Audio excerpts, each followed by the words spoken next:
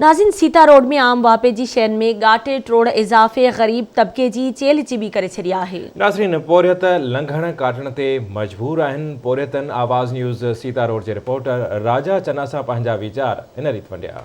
अटो 42 रुपया सरकारी रेट है। हिते 5, 8, 70 ते किलो अटो लगो पिया। पेट्रोल भी 110 रुपया लीटर लगो पिया। गवर्नमेंट जो रेट 105 रुपया है। हिते 110 रुपया रेट मिली रहो है।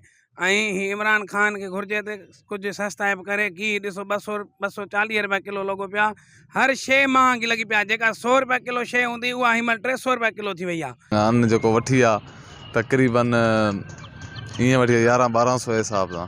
वो हींअर वो अटो ही असांखे 2600 रुपये में मण कोन थो मिले। 2600 रुपये में सूरन सां थो मिले। ॿियो त असांजे यूटिलिटी स्टोर्स आहिनि जेके उते बि जंहिं महिल वञूं त असांखे का शइ कोन थी मिले। अटो त खणी साइड ते दुकाननि ते त खणी 62 रुपया 65 रुपया। उते यूटिलिटी ते उन्हनि जी लिस्ट लॻल आहे 40-42 रुपया। अगरि उते फर्ज़ कयो हिकिड़े मिली वञे थो त पोइ उते 500, 450, 500 में थो मिले।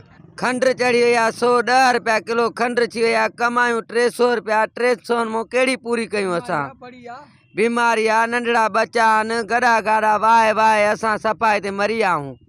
असांजो हक़ जे हर शइ लाथी वञे। असां ग़रीब किॾो पूरी कयूं? बच्चा पालियूं, लटो वठूं, कपिड़ो वठूं, छा वठूं? छा साबुण वठूं? 240 रुपया किलो घी थी वियो आहे। खंड 110 रुपया किलो थी वई आहे। अटो 5 अटो को 70-80 रुपया किलो। 500 आख़िर वञूं त काॾे वञूं?